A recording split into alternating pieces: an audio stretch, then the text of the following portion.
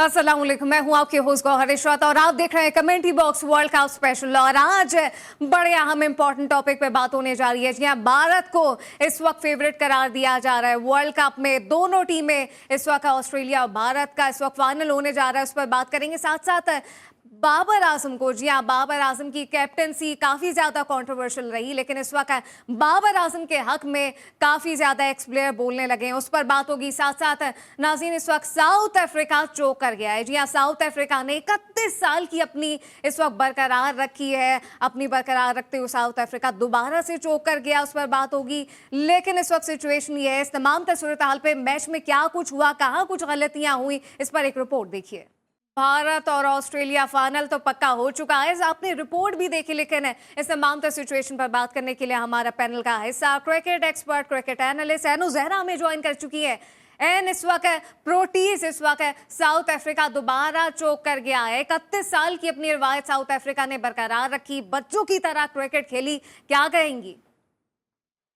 देखिए, अगर south Africa की बात करें, ऑस्ट्रेलिया की बात करें, जब ये सेमीफाइनल में आए थे तो अगर आप इस टूर्नामेंट की हम बात कर लेते हैं तो साउथ अफ्रीका से पहले जो नेदरलैंड है उनके खिलाफ भी चेस करते हुए चौक हुआ, और फिर जो पाकिस्तान है चेस करते हुए फिर उन्होंने अच्छा नहीं खेला था, इंडिया ने 83 पे आउट कर दिया। सो जो साउथ अफ्रीका है वो एक हाई स्पीड के साथ इस फाइनल में नहीं आया उस तरह से। और अगर कल के मैच में देख भी लें तो उन्होंने पिच अच्छे से रीड नहीं की, जल्दी जल्दी उन्होंने की, 24 पर 4 खिलाड़ी उनके आउट हो गए।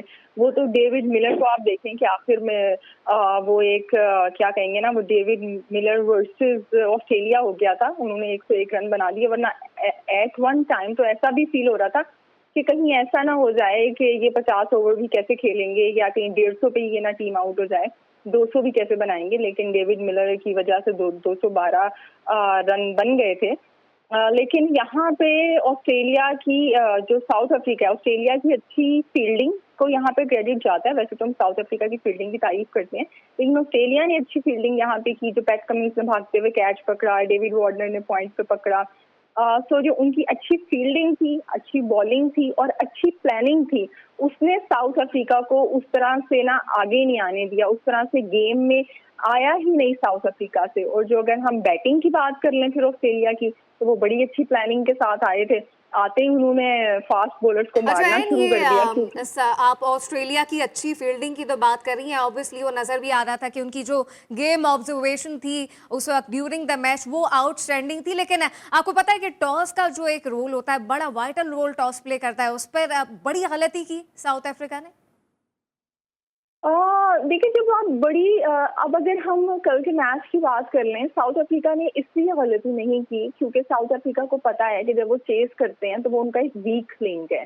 तो अगर वो चेस करते हुए फिर से हार जाते हैं ना, तो वो हम कहते हैं कि फिर से चेस करते हुए हार गए हैं। तो वो एक लिहाज से अपने पॉजिटिव पॉइंट्स के ऊपर गए थे कि हम जो हैं वो एक बड़ा टोटल पुट करेंगे। लेकिन वही बात है कि आपने जब पिच को रीड किया, वो आपने उस तरह से रीड नहीं किया, आपने जल्दी जल्दी किया। अगर आप पिच पे थोड़ा सा ठहर जाते और आप 270 भी बना लेते तो ऑस्ट्रेलिया वो जिस तरह से खेला उसको मुश्किल होती है उसको मजीद चेस करने के अंदर। क्योंकि अगर हम सेकंड इनिंग में देखें तो स्पिनर्स को कितनी हेल्प मिल रही थी, बहुत हेल्प मिल रही थी। शम्सी ने और महाराज ने, हमने देखा है कि किस तरह से जो ऑस्ट्रेलिया के बल्लेबाज हैं उनको तंग किया या उनको रोक के रखा है। सो यहाँ पे जो साउथ अफ्रीका ने फैसला अपनी स्ट्रेंथ पे किया, लेकिन वो पिच पे उसके मुताबिक उस तरह से खेल नहीं सके, या आप ये समझ लें कि वो अंडर प्रेशर आ गए। अच्छा, पिच पे उसके मुताबिक खेल नहीं सके, लेकिन इमरान ताहिर फॉर्मर क्रिकेटर है, वो भी ये कहते रहे कि कप्तान ने बड़ी गलती की, वो फिट भी नहीं थे फिर भी उन्होंने खेला। हाँ, ये देखिए, ये एक पॉइंट है क्योंकि टिम्बा बुआमा इससे पहले भी जब वो अनफिट हुए थे जिस मैच के दौरान, उनसे चला भी नहीं जा रहा था, बट ही वाज प्लेइंग, वो तब भी खेल रहे थे। तो ये एक रीजन है कि जिसपे हमें बात करनी भी चाहिए है कि, और क्रिटिसाइज भी करना बनता है कि बुआमा को हम तारीफ करते हैं कि चलें वो बैटर अच्छा नहीं है तो क्या हो गया, वो कैप्टनसी तो अच्छी कर लेता है। लेकिन जब इतना बड़ा मैच है और आपको पता है कि आपकी जगह पे जो हेनरिक बाहर बैठा हुआ है, जब आप नहीं खेले थे तो वो कितनी शानदार इनिंग खेल के गया था, और वो फुली इक्विप्ड है उन स्किल्स के लिहाज से जो कि रिक्वायर्ड थी सेमीफाइनल के लिए।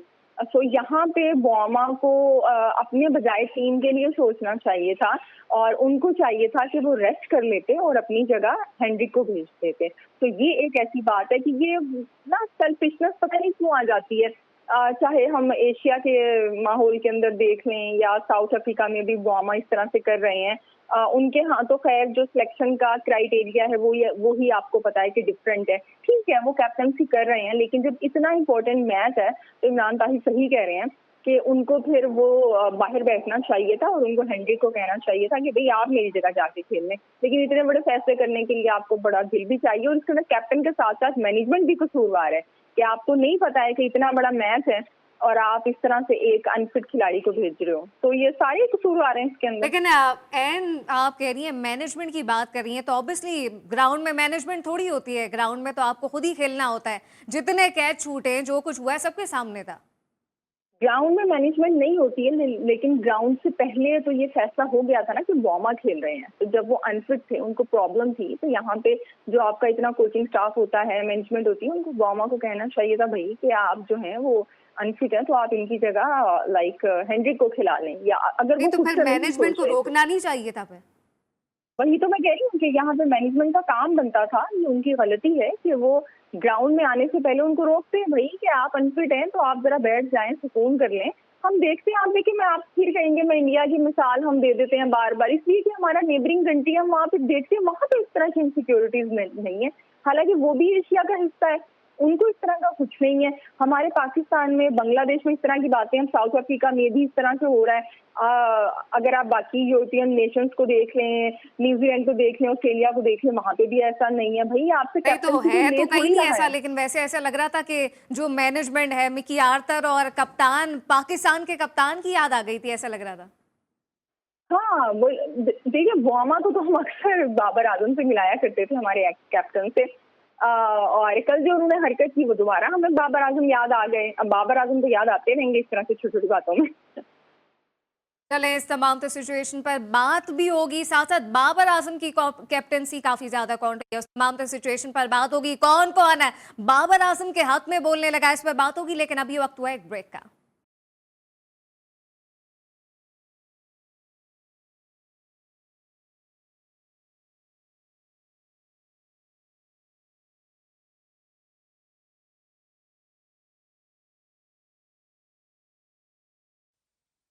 साजिद खान ने भी हमें ज्वाइन कर लिया, लेकिन एन जहरा हमारे साथ मौजूद है। सबसे पहले एन से बात करते हैं। एन, ये मोमेंट्स भी आपने देखे, मिलर भी नहीं बचा सके, आप फील्डिंग की भी बात कर रही थी।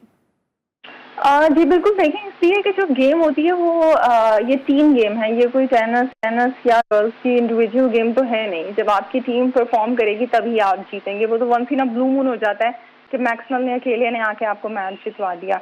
तो नो डाउट कि डेविड मिलर काफी पॉजिटिव थे कि हमारी जो बॉलिंग है वो हम लोगों को सेव कर लेगी, हम लोगों को बचा लेगी। लेकिन उस तरह से, क्योंकि ऑस्ट्रेलिया है वो एक अच्छी तैयारी के साथ आए थे, अच्छी पॉलिसी के साथ आए थे। जैसे कि मैंने आपको बताया कि आते साल ही उन्होंने फास्ट बॉलर्स को मारना शुरू कर दिया, क्योंकि उनको पता था कि स्पिनर्स को हम इतना अच्छा नहीं खेलते हैं। तो और अच्छा, ये स्पिनिंग को अच्छा ना खेलना उनके लिए आगे जो इंडिया का फाइनल है उसमें भी उनके लिए क्वेश्चनेबल हो सकता है, क्योंकि स्पिनिंग जो है ऑस्ट्रेलिया को कहीं ना कहीं परेशान करती है। तो जब भी आप टीम के साथ खेलेंगे, अच्छा खेलेंगे, इंडिया की जो इस वक्त हम सब लोग उसको फेवरेट करार दे रहे हैं, उसकी जो एक बेसिक रीजन है वो यही है कि इंडिया एज अ टीम खेल रही है। ऑस्ट्रेलिया के साथ प्रॉब्लम ये है कि कभी उनकी तरफ से कोई अच्छी परफॉर्मेंस आ जाती है, कभी कोई अच्छी परफॉर्मेंस आ जाती है। अगर आप कल के मैच में भी देख लें तो साउथ अफ्रीका की अपनी गलतियां हैं कि उन्होंने कैचेस ड्रॉप कर दिए। ये जो Travis head player of the match हुए, इनका 40 के ऊपर एक कैच ड्रॉप कर दिया था। आप नहीं समझती कि यही तो वजह नहीं है कि अभी से फॉर्मर क्रिकेटर प्रेडिक्शन कर रहे हैं और कह रहे हैं कि भारत फेवरेट है? जी, इंडिया के बारे में बिल्कुल बिल्कुल जी, मैं वही कह रही हूँ कि इंडिया के बारे में इसीलिए कहा जा रहा है कि वो एक बात पे सब लोग बात नहीं कर रहे हैं। मैं यहाँ पे उसे मेंशन करूंगी। इंडिया को फेवरेट करार देने की बेसिकली दो रीजंस हैं। एक तो ये कि वो परफॉर्म अच्छा कर रहे हैं, बैटिंग के साथ साथ उनकी बॉलिंग भी रिस्पॉन्ड कर रही है, और दूसरी बात ये कि वो होम ग्राउंड पे खेल रहे हैं। यही इंडिया, ये हो सकता है कुछ लोगों को माइंड करें कि ये भाई मैं क्या कह रही हूँ, लेकिन बट इट्स द ट्रूथ कि यही इंडिया अगर ऑस्ट्रेलिया में खेलेगी, यही इंडिया अगर ओवल के मैदान में खेलेगी, तो वो कुछ ना कुछ आपको डिफरेंस दिखाई देगा। लेकिन ये बात है कि भारत अपनी होम कंडीशन का भरपूर फायदा उठा रहा है, वो जैसे भी उठा रहा है। मैं कह रही हूँ कि भारत जो है, Bharat is a beast in the home. अगर आप उनकी हिस्ट्री उठा के देखेंगे, अभी उन्होंने ऑस्ट्रेलिया जब बॉर्डर गवास्कर ट्रॉफी देख लें, श्रीलंका को देख लें, न्यूजीलैंड को देख लें, सबको आउट क्लास किया। और लकीली जो अभी वर्ल्ड कप हो रहा है उनके एंड होम साथ ही ग्राउंड पे हो रहा रहिएगा, है। इस वक्त साजिद खान ने भी हमें ज्वाइन कर लिया। साजिद साहब, सबसे पहले तो कल इस वक्त साउथ अफ्रीका अगेन चोक कर गया है, 31 साल की अपनी जो रवायत है उसने बरकरार रखी है। अस्सलाम वालेकुम। यकीनी तौर पर बहुत इम्पोर्टेंट मैच देखने को मिला जो हम तवक्को रख रहे थे। साउथ अफ्रीका जो क्रिकेट खेलते हुए आ रही थी, as a cricketer, as a coach बात करूंगा तो साउथ अफ्रीका अपसेट कर देगी ऑस्ट्रेलिया को, जो 2023 वर्ल्ड कप में जो उन्होंने शानदार कारकर्दगी दिखाई। मगर आपकी बात में जरूर है जो तवक्को के मुकाबले को नहीं उतरी, मगर पिच का बहुत इंपॉर्टेंट रोल है। आईसीसी का इवेंट है, बीसीसीआई ये विकेट बना रही है और सेमीफाइनल जो लोग देखना चाह रहे थे, तवक्को रख रही थी एक अच्छा हाई स्कोरिंग मैच होगा। अपनी पिच तो बहुत ही आउटस्टैंडिंग बनानी, 400 रन का मैच हुआ, तो ये गैर मियारी पिच थी। और जो यकीनी तौर पर जब क्रिकेट पे आते हैं तो क्रिकेट भी उनके साथ होता है जो मेहनत करते हैं, कैच इन द मैचेस होता है। उन्होंने गैर मियारी कैचेस किए, छोड़े, जिसमें 4 कैचेस की बात की जाती है, मगर ये अंडरस्टिमेट नहीं कर सकते। अच्छा, आप लेकिन साजिद साहब इसको मैच कह रहे हैं, थ्रिलिंग मैच भी कह रहे हैं, लेकिन फॉर्मर क्रिकेटर्स जो है वो इसको मिस मैच कह रहे हैं। साथ एन की आपने बात सुनी होगी, एन कह रही है बर्मा ने जो है वो कप्तान बाबर आजम की गलती की है। देखिए, बहुत इंपॉर्टेंट सवाल कर दिया और इस मुद्दे से आपकी स्क्रीन चांदनी लग जाएगी। बाबर आजम को सजा मिली है पाकिस्तान के साबिक चेयरमैन रमीज आजा की। फ्रंट से उसने लीड नहीं करी और बाबर आजम के साथ जो सलूक किया गया, बाबर आजम को तो आप ड्यूरिंग द मैच ये बता देते हैं, एक लॉ भी ये बता देती है वर्ल्ड के बाद कप्तान नहीं होंगे। तो ये चीज तो वादे तौर पर ये बताना जरूरी है। इस तरह की चीज अगर वर्ल्ड कप के दौरान इंपॉर्टेंट मैच खेला जा रहा हो, नॉकआउट मैच खेला जा रहा हो, कौन लोग ये मैसेज पहुंचाते हैं और कौन से खिलाड़ी उसको सपोर्ट करेंगे? जब ये पता चल जाए वर्ल्ड कप के बाद कप्तान नहीं होगा तो फॉर ऑफ लीडिंग बाबर की कप्तानी सवाल ये निशान है। मगर क्रिकेट में हमारे क्रिकेट बोर्ड में क्या आ रहा है, पाकिस्तान क्रिकेट बोर्ड के साबिक चेयरमैन के साथ वो मौजूद थे और साबिक चेयरमैन के साथ हो रही है। लोग कह रहे हैं उनको साबिक चेयरमैन जो कहते थे उनकी बात मानते थे, जो मौजूदा कोच है लेफ्ट ऑफ जो प्लान देते थे उस प्लान से बाबर काम नहीं करते। क्या हो रहा है पाकिस्तान क्रिकेट में? ये चीजें हो रही है, मगर दूसरी चीजों में ये चीजें नजर नहीं आ रही। वो ग्राउंड में क्रिकेट खेली जाती है। हमारे क्रिकेट बोर्ड में ये लोग भी काम करेंगे, अब्बा बेटे शॉट मारेंगे और पाकिस्तान क्रिकेट में मौजूदा 3 महीने में आने के बाद इतने डिसीजन ले लेते हैं। बाबर आजम साहब तो बहुत बड़ा जुल्म हो गया, उनको सियासत के नजर कर दिया गया। तो बाबर आजम का आपने जो मौका लिया है, तो ये पाकिस्तान क्रिकेट बोर्ड में इस तरह की चीजें होती हैं और दूसरे क्रिकेट बोर्ड में ये चीजें नहीं होती। वो ग्राउंड में क्रिकेट खेली जाती है, हमारे वहां क्रिकेट ग्राउंड में क्रिकेट नहीं खेली जाती, लॉबी के तहत क्रिकेट खेली जाती है, प्लेयर पावर को मनाया जाता है। तो ये चीज अच्छी नहीं होती। इससे यंगस्टर के साथ बहुत ज्यादा इमेज खराब जा रहा है। क्या हमारे यंगस्टर वाकई जो पाकिस्तान में हो रहा है वो कहीं भी नहीं हो रहा है, और जो हमारे यहाँ ये सब चीजें हो रही हैं बाबर आजम की और जो क्वालिटीज हैं बाहर वालों को दिख रही हैं, लेकिन अंदर वालों को बाबर आजम की कोई क्वालिटी एंड नजर नहीं आती है। बाबर आजम को शुरू से ही काफी ज्यादा कंट्रोवर्शियल रही है उनकी कप्तानी। देखिए, अगर बाबर आजम की बात करें तो अब मुझे उन लोगों पर हैरत हो रही है जो कि पहले तो बड़ा क्रिटिसाइज कर रहे थे। अब अच्छा, लेकिन साबिक कोच हैं मैथ्यू एडन, उन्होंने कहा है कि गलत हुआ है बाबर आजम के साथ। लेकिन वो तो कपिल देव ने भी कहा है। अब जो बाहर से बैठा हुआ बंदा उस तरह से सिचुएशन का अंदाजा नहीं लगा सकता। जब कोहली को कैप्टनसी से हटाया था तो हम लोगों ने भी कहा था बड़ा गलत हो गया कोहली के साथ, लेकिन वक्त ने साबित किया कि देख लें जब उनको कैप्टनसी से हटाया गया उनकी परफॉर्मेंस कितनी अच्छी हो गई। अब कहाँ वो सचिन के रिकॉर्ड भी तोड़ रहे हैं। तो जो बाहर वाले लोग होते हैं वो उस तरह से आपकी होम कंडीशंस को, या ये कहना चाहिए आपकी अंदर की पॉलिटिक्स को नहीं जानते हैं। अब भारत के अंदर हम बात तो करते हैं, लेकिन जो उनकी अंदर की पॉलिटिक्स है हम उसको उस तरह से एनालाइज नहीं कर सकते हैं। तो वो लोग अपने हिसाब से बात कर रहे हैं, ठीक है, इसमें कोई गलत बात नहीं है, वो ऐसी राय दे रहे हैं तो उनकी अपनी थिंकिंग है। लेकिन बाबर आजम के साथ जो हुआ उनके साथ की ज्यादती नहीं हो गई है। 4 साल आपने बंदे को दे दिया, आपको और क्या चाहिए? और अगर आप एक कैप्टन बने हैं तो इसका मतलब ये है ना कि आपने एक दिन जाना है, आपको चांस दिया गया, एक बिल्कुल कैप्टन है, जाना भी है। लेकिन साजिद साहब, इस वक्त बाबर आजम को लेकर बड़ी बातें हो रही हैं। बाबर आजम को कहा जा रहा है कि उनके साथ ज्यादती हुई है, उनके साथ वही पिक्चर हुई है जो सरफराज के साथ हुई थी। 200% 2019 में सरफराज को समंदर में छोड़ देगा था कामयाब तरीन कप्तान बेबी और team front leading. Sarfaraz 55 test match खेलते हैं, कुछ 40 ओडीआई खेलते हैं, 90 2020 खेलते हैं, वर्ल्ड रैंकिंग में लेके आते हैं। सरफराज का तो नेमल बदल नहीं है, मगर मेरी बात पे आप गौर करें, समझें। बात सिंपल सी है, पाकिस्तान क्रिकेट टीम के बाबर की कप्तानी पे सवाल है, मगर सवाल ये पैदा होता है, सीईओ साहब जो चैट लीक करते थे निजी चैनल पे चैट को दिखा दी जाती है, उसके बाद जो बाबर आजम को एक टेक्निकल तौर पर लीगली तौर पर इसकी कार्रवाई करना चाहते थे, उसको डरा दिया, धमका दिया। बात ये हो रही है, क्रिकेट पे बात नहीं हो रही है, सियासत पे बात हो रही है। सियासत में होती है, मगर क्रिकेट में जो सियासत हो रही है ना, उससे बहुत बड़ा डैमेज हो गया। और बाबर की क्रिकेट यकीनी तौर पर जो मेरा ख्याल में 20 सेंचुरी बनाई है, 12,000 रन तो बनाए, पाकिस्तान के फॉर्मर कैप्टन को आगे जाके इस क्रिकेट बोर्ड में खेलना मुश्किल नजर आ रहा है। मैं नहीं समझता बाबर आजम अब कंटिन्यू करेंगे पाकिस्तान के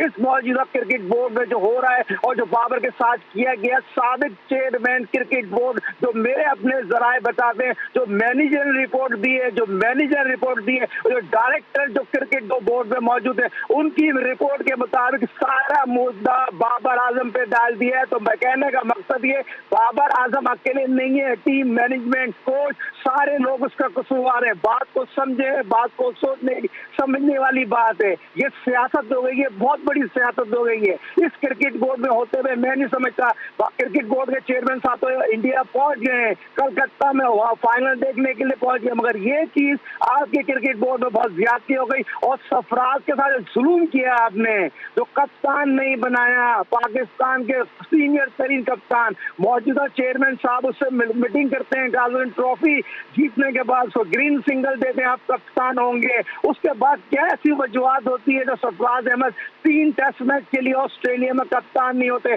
शाहिद मसूद को कप्तान बनाया जाता है, उसकी खुद की अपनी जगह पाकिस्तान क्रिकेट टीम में नहीं है। इमाम उल-अज़हर अब्दुल्ला शफी के होते हुए उनका 17-18 रन का है बैटिंग औसत है, वो कैसे अपनी जगह बनाएंगे। मगर as a cricketer, as a coach, top analyst बात करूंगा, ठीक है, शान का वाइस कप्तान बनाते, सरफराज को कप्तान बना दो, शान को सीखने को मिलता हो, तो यकीनी तौर पर की बात हो रही है। लेकिन इस वक्त शाहीन शाह अफरीदी T20 के कप्तानी डिजर्व करते हैं या नहीं? साथ साथ नाज़रीन, इस वक्त बात हो गई है, दामाद की सफाइयां दी जा रही हैं, वो क्या है उस पर बात करेंगे। साथ साथ भारत से एक बहुत बड़ी स्टेटमेंट आ गई है, वो क्या है उस पर भी डिस्कशन होगी। लेकिन अभी एक ब्रेक।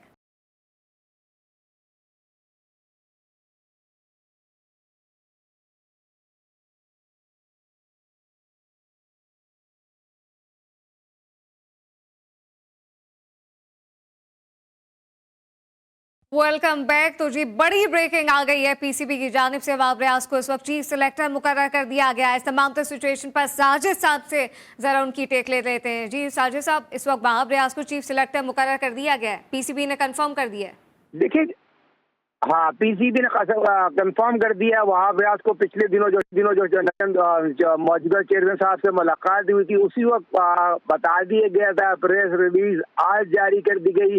वहाब रियाज पाकिस्तान के नए चीफ सिलेक्टर हो गए। पाकिस्तान क्रिकेट टीम जो ऑस्ट्रेलिया और न्यूजीलैंड में टीम सिलेक्ट होगी, वो अपनी नई टीम लेके आ गए। तो वहाब रियाज को मुबारक हो, as a chief selector. Former fast bowler है, वजीर खेल पंजाब रह चुके हैं, और उनको तमाम अपने पेशावर जल्मी से जो पाकिस्तान सुपर लीग खेलते हैं, जो मेरे अपने जराए बताते हैं, उनको छोड़ना पड़ेगा पाकिस्तान क्रिकेट बोर्ड के ग्राउंड के साथ साथ ग्राउंड में जाके टीम सिलेक्ट। बड़ा अहम मसला है पाकिस्तान की जो मौजूदा टीम है, उनको सिलेक्ट करने के लिए क्या मैं मेरे जराए बताता हूँ कि टीम क्या होगी। मेरे अपने जराए बताए, अजहर अली हो सकता है, कामरान अकमल हो सकते हैं, और सुहेल तनवीर का तो ऐसे नाम चल रहा था जूनियर सिलेक्शन कमेटी के हवाले से। तो वहाँ अपनी मेंटली तौर पर जो है टीम पे आएंगे, इस पर प्रॉपर बात करेंगे। एंड की तरफ चलते हैं। ये फैसला कैसा लग रहा है पीसीबी का? चीफ सिलेक्टर आ गए हैं अब नए।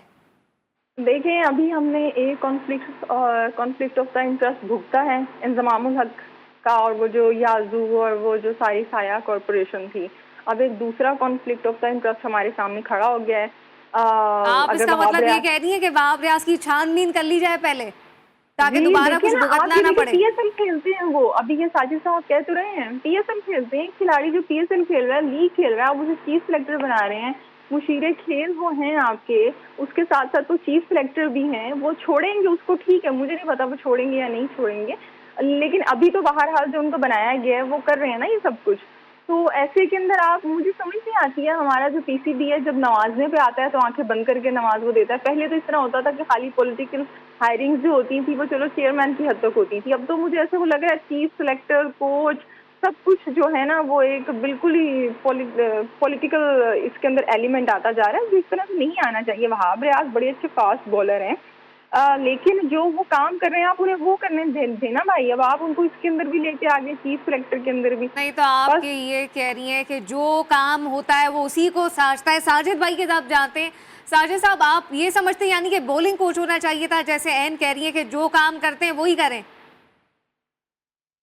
देखिए, ये पहले ही आपको याद होगा जो वजीर खेल से इन्होंने रिजाइन किया था, जो क्रिकेट से रिजाइन किया था, बोर्ड लिस्ट की स्क्रीन पे मौजूद है। मैंने वाज़े तौर पे किया था वहाब रियाज क्रिकेट बोर्ड में अहम पोस्ट पे आएंगे, तो वहाब रियाज तो अहम पोस्ट पे आ गए। उनकी ख्वाहिश भी थी बॉलिंग कोच बने, मगर बॉलिंग कोच मेरे अपने जराए बताते हैं जो as a cricketer as a coach Umar Gul को बनाया जा रहा है। वकार यूं से बातचीत चल रही है, मगर बात बहुत प्यारी एन ने भी की, एन को हम अंडरस्टिमेट नहीं कर सकते। इस सिस्टम का हिस्सा सिस्टम में ये 3 महीने में पाकिस्तान के मौजूदा करते जैसा अब्बा बेटे जो चाह रहे हैं वो जो चाह रहे हैं शॉट मार रहे हैं। और डायरेक्टर साहब जो मौजूद है जिनका नाम मोहम्मद हफीज प्रोफेसर हैं, ये पूरी एक टीम लेके आई जा रही है और टीम के तहत वही लड़के आएंगे, वही क्रिकेटर आएंगे जो डायरेक्टर बात करेंगे और जो टीम के साथ सिस्टम में इनके साथ एडजस्ट हो जाए। पाकिस्तान की जो इस वक्त बागडोर है पाकिस्तान की टीम की वो मोहम्मद हफीज के हाथ में है। मोइन जी पाकिस्तान टीम की जो फिर यानी कि आप कह रहे हैं कि जो बागडोर है मोहम्मद हफीज के हाथ में हो गई है पक्की? 200% मोहम्मद हफीज डायरेक्टर हो गए। उनका एक्सपीरियंस क्या है, उनका एक्सपीरियंस क्या है ये पहले तो मुझे बताइए। मोहम्मद हफीज ने शोहरत तो उस वक्त कमाई थी ना, लेकिन पीसीबी चेयरमैन से डायरेक्ट भी हो गए। बिल्कुल देखिए, बिल्कुल डायरेक्टर हो गए और जो डायरेक्ट चेयरमैन साहब, मगर बात सिंपल सी है, मेरा कहने का मकसद ये है हफीज साहब डायरेक्टर हो गए ठीक है, मगर मुझे बताइए शोहरत तो उन्होंने उस वक्त कमाई थी जब सरफराज को वर्ल्ड कप टीम में, अबरार को टीम में नहीं रखा तो 2 घंटे पहले उन्होंने रिजाइन किया। आपको सच की बात कहाँ गई मोहम्मद हफीज साहब की? मोहम्मद हफीज साहब डिजर्व करते हैं कि पहले से मुझे बताया डायरेक्टर के पोस्ट का। और जहां तक बात की जा रही है मोइन खान कहाँ गया, मोइन खान से तो बातचीत चल रही थी, मोइन खान कहाँ चले गए, इकबाल कासिम साहब कहाँ चले गए? सीनियर लोग जो पाकिस्तान क्रिकेट बोर्ड जिनकी आई है, जो चीफ सिलेक्टर की आई होती है, चीफ सिलेक्टर पाकिस्तान की बहुत बुनियादी तौर पर रखी जाती है। पहले आप बैकफायर कर गए, इनजी कोच है, चीफ सिलेक्टर नहीं था। 300 से ज्यादा ओडीआई खेले, टेस्ट मैच 105 खेले, ओडीआई की तो बात हो रही है, लेकिन एन इस वक्त फैसला हफीज कर रहे हैं। तनकीद जो है वो शाहिद आफरीदी पर हो रही है। शाहिद आफरीदी अब वाज़े तौर पर कह चुके हैं कि जो भी फैसला हुआ है शाहीन शाह आफरीदी का ही हफीज ने किया है, मुझ पे मलबा ना डालें सोशल मीडिया पे जो हो रहा है। देखिए, जब इस तरह के फैसले होंगे तो ये तो बात होगी, जब आप इस रिलेशन के अंदर होते हो तो आपके ऊपर ये आता तो है। और जो शाहीन शाह अफरीदी हैं, ऑफ कोर्स जो उनका एक खेल है या उसको बेहतर बनाने के अंदर उनके भाई और जो उनके वो सुसर हैं वो किरदार तो अदा करते हैं, और ये तो वो खुद भी कह चुके हैं। तो अब अगर वो कह रहे हैं कि मलबा ना डाला जाए तो हम नहीं डालेंगे, लेकिन जब अब बात तो कुछ ना कुछ होती है तो बात निकलती है। और दूसरी बात ये कि शाहीन शाह अफरीदी को तो वैसे भी मैं समझती हूँ कि कैप्टन नहीं बनाना चाहिए था। आपका प्राइम बॉलर है, आपने उसको T20 का उठा के कैप्टन बना दिया। नहीं बनाना चाहिए था जी, नहीं बनाना चाहिए था, उस वजह से कि उसने आगे आप देखिए कितना बर्डन है उनके ऊपर। उन्होंने लीग खेलनी है, उन्होंने अभी ये ऑस्ट्रेलिया के टेस्ट मैच खेलने हैं, फिर लीग खेलेंगे। सबसे प्राइम बॉलर है इंटरनेशनल लीग के वो, तो वो बिठाएंगे तो नहीं उन्हें, सारे मैचेस वो भी खेलेंगे। फिर न्यूजीलैंड से T20, फिर वेस्ट इंडीज, फिर आपका वर्ल्ड कप, क्या क्या खेलेंगे। वर्ल्ड कप बहुत सारी चीजें, और आपको ये भी पता है कि फिर शाहीन फौरन बहुत जल्दी अनफिट भी हो जाते हैं। साजिद साहब से इससे ले लेते हैं। साजिद साहब, ये लाहौर कलंदर पर भी डाला जा रहा है फिर शाहीन शाह अफरीदी का, उनकी कप्तानी का मलबा। देखिए, बहुत इंपॉर्टेंट आपने सवाल किया। उनकी फिटनेस सवाल ये निशान है। फिटनेस उनकी 100% नहीं है, 65% उनकी फिटनेस है। और शाहीन को कप्तान बनाने का फैसला जब चेयरमैन साहब से 4 तारीख को सुसर साहब की मुलाकात हुई थी तो उन्होंने उस वक्त भी फैसला कर दिया था। और लाहौर कलंदर का फ्रंट पे बहुत ज्यादा एक्टिव है लाहौर कलंदर में, और सुसर साहब ने इसको मनवाया। अब बात बहुत आगे चले गई, अब तो वो बात तो आगे चली है, लेकिन मुझे जो समझ आ रहा है आप भी मलबा फिर शाहिद आफरीदी पर डाल रहे हैं भरपूर। नहीं तो मलबा नहीं जा रहा, इसमें कोई दो राय नहीं है। तो ये हकीकत बात है, हक और सच की बात करना चाहिए, मलबा दाने वाली बात नहीं है। वो सही बात कह रहा हूँ। नहीं तो साजिद साहब वो हलफ क्यों उठा रहे हैं, वो हल्फियां बयान दे रहे हैं। मैं डंके की चोट पे कह रहा हूँ, जो मेरे अपने जराए बताते हैं, सुसर साहब की जो 4 तारीख को मीटिंग थी वो कामयाब हो गई, दामाद कप्तान बन गए। और लाहौर कलंदर जिस तरह बात कर रही थी, और इंडियन जर्नलिस्ट ने तो बहुत पहले ये बात कह दी थी, सारा इन्वॉल्वमेंट पाकिस्तान क्रिकेट में लाहौर कलंदर का है। और शाहीन शाह अफरीदी को कप्तान बना दिया, सचा फकर को कप्तान बना देते तो फकर ज्यादा बेहतर होता है। 2020 में फकर को अंडर एस्टिमेट आप क्यों कर रहे हैं? फकर ज्यादा बेहतर चॉइस थी। अगर ये चॉइस आपके पास नहीं थी, फिर सरफराज अहमद सैसी तो कोई चॉइस नहीं है, जिसने 11 सीरीज जिताई पाकिस्तान सुपर लीग में, कोयटा की कप्तानी करते हैं, फरन ऑफ लीडिंग, उससे अच्छा कप्तान तो नहीं है। फिर अगर चले वो भी आपने शान को बना दिया है, तो ओडीआई तो नहीं, शान को कंटिन्यू करें, वो 20 और अपनी काउंटी की भी कप्तानी करते हैं। तो ये समझने का मकसद ये है, आपको आगे जाना है पीछे जाना है। शाहीन शाह अफरीदी को कप्तान बनाने का मकसद है, उसकी फिटनेस सवाल निशान है, और कप्तान बनाने का मकसद ये जो है वो बहुत पहले फैसला हो चुका है। ये खबर तो आपको पहले मैं बता चुका हूँ, 4 तारीख को जो मुलाकात हुई थी उसका हो चुका है। मगर लाहौर कलंदर के करता दर्दाओं का बड़ा इन्वॉल्वमेंट है शाहीन को कप्तान बनाने। और दूसरी अच्छा, इसमें कोई दो चीज राय नहीं है कि लाहौर कलंदर एक बड़ा स्ट्रॉन्ग फ्रेंचाइज है और बड़े असर रसूख वाला है। एन से बात करते हैं, एन बासित अली खान भी कह रहे हैं कि ये कप्तानी फखर की होनी चाहिए थी, या ये जी देखें, जैसे कि मैंने कहा कि वैसे तो ये लाहौर कलंदर्स की जो आप बात कर रहे हैं, ये तो आपके हमसाया मुल्क में बातें हो रही हैं। हर्षल जो भोगले हैं उन्होंने भी यही कहा था कि लाहौर कलंदर्स काफ़ी अहम किरदार अदा करता है पीसीबी के अंदर। और आकिब जावेद जो हैं वो जब से वो 2 टूर्नामेंट्स वो जीत गए हैं पीएसएल के, तो वो और ज़्यादा उनको वो एक्टिव होने का मौका मिल गया है। और जहाँ तक आपने ये पूछा है कैप्टनसी का, तो मेरे ख्याल से इफ्तिखार अहमद जो हैं वो डोमेस्टिक में कैप्टनसी कर चुके हैं, आपकी T20 टीम का हिस्सा भी हैं। अगर आप उन्हें बना देते, शाहीन को आपने बनाना भी था तो वो इस कैप्टन साथ आप लगा देते उन्हें, तो ज़्यादा बेहतर हो जाता। तो शाहीन जो है ये उनके लिए अच्छा खुद ही नहीं है। और शाहीन को इससे पहले जब कैप्टनसी की ऑफर हुई थी, आपको याद होगा अफगानिस्तान की सीरीज में। कैप्टन की तो बात कर ली, चूंकि टाइम जरा कम है, तो मोहम्मद आमिर इस वक्त बाबर आजम को एन लेकर कह रहे हैं कि उनकी T20 में बाबर की कोई जगह नहीं बनती है। नहीं जी, देखें बाबर अपनी प्लेयर, मैं एज ए प्लेयर ही बात कर रही हूँ कि बाबर अपनी परफॉर्मेंस की वजह से टीम में है। वो T20 हो गया, ODI हो गया, टेस्ट हो गया, बाबर को नहीं निकाल सकते हैं। उसके सिर्फ नंबर का इशू है कि वो ओपनिंग करते हैं, बाबर को नहीं निकाल सकते हैं। जी साजिद भाई क्या कहेंगे, कोई बाबर की जगह बनती है, एस प्लेयर नहीं बनती? देखिए, आमिर की उसकी पर्सनल टसल है, जो कराची की में खेलते थे वही समझते हैं बाबर को टीम में सिलेक्ट नहीं किया, तो वो तो ये बात कहेंगे। मगर बाबर पाकिस्तान की तीनों फॉर्मेट सेंचुरी बनाना प्लेयर है, पाकिस्तान का फॉर्मर कैप्टन है, वर्ल्ड क्लास प्लेयर है। एज ए प्लेयर वो बहुत आउटस्टैंडिंग है, उसकी इतनी आसानी से कोई जगह ले नहीं सकता। और जहां तक मैं as a cricketer as a coach बात करूंगा, बाबर इन तमाम चीजों को बहुत जल्दी पूरा कर लेगा। सवाल जरूर उठ रहे हैं, मगर सवाल बाबर आजम किया और मोहम्मद आमिर की। आज के लिए इतना ही। आप इस तमाम सिचुएशन पर क्या राय रखते हैं? आज के लिए इतना ही। देखते रहिए GTV।